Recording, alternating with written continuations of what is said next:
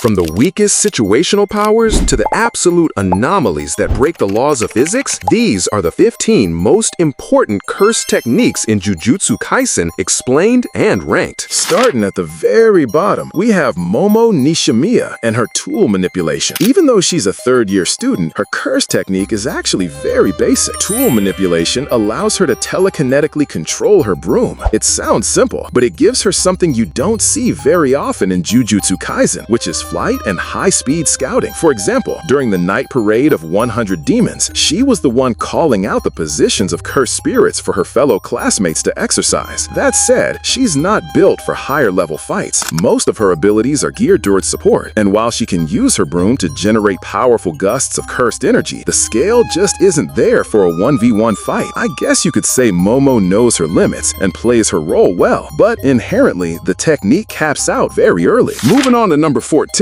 we have the Auspicious Beast Summon, used by Takuma Ino. Ino is a grade 2 sorcerer who acts as a direct subordinate to Nanami. His innate technique acts as a seance, allowing him to become a spirit medium for 4 auspicious beasts. To use it, he has to cover his face with a ski mask, which is honestly a pretty massive drawback if he ever loses it mid-fight. The technique itself gives him access to different abilities, like a homing projectile, water manipulation, and enhanced agility. But what really cements this technique's spot here is Ino's performance during the Shinjuku Showdown. I mean, he actually stepped into the ring against Sukuna. He channeled the Dragon Beast and even used Nanami's blunt cleaver, coded in his late mentor's ratio technique, to land a hit on the King of Curses. It just goes to show that even a mid-tier technique can shine when the user has enough guts to use it right. Next up, at number 13, is Nobara's Draw Doll technique. She was a grade 3 at the start of the story, though her technique definitely punches above its weight class. The Straw Doll technique allows Nobara to attack an enemy's body remotely as long as she has a piece of them. Hair, blood, any body part will do. Her main move is Resonance, where she attaches part of her enemy to a straw doll and drives a nail into it. The damage transfers directly to the target's soul and completely ignores physical durability. She managed to critically hurt Mahito, a special grade curse, by hitting his soul directly when almost no one else could. And her resonance feats don't stop there. In the final chapters of the manga, Nobara awakens from a coma right at the climax of the battle against Sukuna. Using a severed finger, she strikes Sukuna's soul with resonance, stopping him in his tracks and giving Yuji the opening he needed to win. The fact that a grade 3 student's technique was the deciding factor in taking down the strongest sorcerer in history says a lot about its potential. Taking the number 12 spot is Cursed Speech, primarily used by Toge Inumaki and later copied by Yuta. Cursed Speech is the signature technique of the Inumaki clan, and it is very straightforward. You infuse words with cursed energy and force them to come true. Say stop and the target stops. Say sleep and they fall unconscious. The obvious downside is the biological recoil. The stronger the command or the stronger the opponent, the more damage it does to the user's throat. That's why Inumaki always carries throat medicine, because anytime he fights someone significantly stronger than himself, coughing up blood is basically guaranteed. But even with those drawbacks, Cursed Speech is incredibly powerful. Inumaki managed to momentarily restrict Nanami during the Goodwill event, and he cleared an entire district of transfigured humans during the Shibuya incident. And when someone with near infinite cursed energy like Yuta uses it, he can just spam commands without suffering the same drawbacks. Before we continue to number 11, do me a quick favor, guys. We're really close to hitting 100,000 subscribers and getting that silver play button. So if you enjoyed the content, hit that subscribe button. It would mean the world to me. At number 11, we have Blood Manipulation. This is the prized inherited technique of the Kamo clan, used by Noritoshi Kamo, Choso, and eventually Yuji Itadori. It allows the user to control their blood outside their body, harden it into weapons, or even pump it through their own veins like a steroid to boost speed and vision. The problem for humans like Noritoshi is that he has to carry blood bags, or he'll literally run out of blood and die from anemia. But when a death painting like Choso uses it, the technique reaches a whole new level. Because Choso can convert his cursed energy directly into blood, he never runs out. His piercing blood travels at the speed of sound, making it one of the most lethal projectiles in the series. And right now in the manga, Yuji has become as refined with blood manipulation as anyone else, using it to heal himself and deliver explosive impacts. Moving into the top 10, we've got Nanami's ratio technique. Nanami was a grade 1 sorcerer, and his technique is pure lethal mathematics. It forcibly creates a weak spot at the 7-to-3 ratio of a target. target. Even if your opponent is built like an absolute tank, Nanami can slice through them. What makes this technique so impressive is how Nanami amplifies it with binding vows, specifically his overtime vow. Once his normal working hours are over, his cursed energy output skyrockets. He even developed a collapse move that destroys the surrounding environment by hitting the ratio of the object itself. It's an incredibly reliable and deadly technique, perfectly suited for one of the most reliable sorcerers in the verse. At number 9 is Projection Sorcery, used by Naobito and Naoya Zenin. It divides a single second into 24 frames. The user maps out a predetermined set of movements, and if they follow it, they move at blinding speeds. If the opponent fails to follow the 24 frames per second rule when touched, they get frozen in an actual frame of animation for 1 second. It sounds complicated, but in practice, it just makes the user exponentially faster than almost anyone else in the series. Naobito was officially recognized as the fastest sorcerer alive outside of Gojo. The only real weakness is that the user can't break the laws of physics during their frames, and a sufficiently perceptive fighter like Maki can eventually read the timing and counter it. But against 99% of the verse, Projection Sorcery is basically an automatic win. Taking the number 8 spot is Boogie Woogie. Aoi Todo's curse technique is one of the simplest yet most effective abilities in the entire series. When he claps his hands, he swaps the positions of two things that possess cursed energy. It sounds basic, but we've all seen how broken it can be, first against Hanami and later against Mahito. It does absolutely zero damage on its own, but its utility is so utterly broken that it turns any fight into a guaranteed nightmare for the enemy. And although he loses his arm against Mahito, he later replaces it with a Vibra-Slap tool in the Shinjuku Showdown. This modification allows him to swap up to 50 times in a single second. It is the ultimate support power, and Todo, being an absolute genius with a 530,000 IQ, is the only reason it ranks this high. At number 7, we have Idle Transfiguration. Mahito's innate technique is genuinely horrifying. It gives him the ability to reshape the soul and, by extension, the biological body. He can heal from almost any physical attack because his soul remains intact. He can turn normal humans into disfigured monsters, and he can one-shot practically anyone with a single touch. It is genuinely one of the most unfair powers Gege ever created. The only reason it isn't higher is because it requires physical contact, and characters who are aware of the contours of their own soul, like Yuji or Sukuna, can resist it or outright punish Mahito for trying. Still, in terms of raw lethality, Idle Transfiguration is a complete nightmare. Coming in at number 6 is Star Rage, used by the special grade sorcerer Yuki Tsukumo. Her technique allows her to add imaginary mass to her body and her Shikigami Garuda. This means she hits so hard she can literally rip through concepts, completely ignoring curses that rely on complex mechanics. During her fight against Kenjaku, we saw just how terrifying this technique really is. A single punch from Yuki destroyed Kenjaku's arms and sent him flying through a barrier. And if she goes all out, she can add so much mass to herself that she literally creates a black hole capable of destroying the planet. The only reason it doesn't crack the top 5 is because using its full power is a literal suicide move. Finally, we have reached the top 5. At number 5 is the 10 Shadows technique, the inherited power of the Zenin clan. The user can summon up to 10 different Shikigami using shadows as an intermediary. But of course, the real glaze comes from Mahoraga, the 8-handled sword. Divergent Sila, Divine General, adapts to any and all phenomena. Once it gets hit by an attack, the wheel above its head turns, and it becomes immune to that attack, while also developing a countermeasure. The only 2 known cases where a user of both the Limitless and the Six Eyes was killed were both caused by a 10 Shadows user. Sukuna, using Megumi's body, managed to tame Mahoraga and used its adaptation as a blueprint to learn the world-cutting slash that killed Gojo. It is the ultimate trump card, and its ceiling is basically infinite. At number 4, we have Curse Spirit Manipulation, used by Geto and later Kenjaku. It allows the user to absorb and control an infinite number of curses. That means infinite techniques, infinite cursed energy pools, and overwhelming numbers. It is literally a one-man army technique, but the true value of Curse Spirit Manipulation is the maximum Uzumaki technique.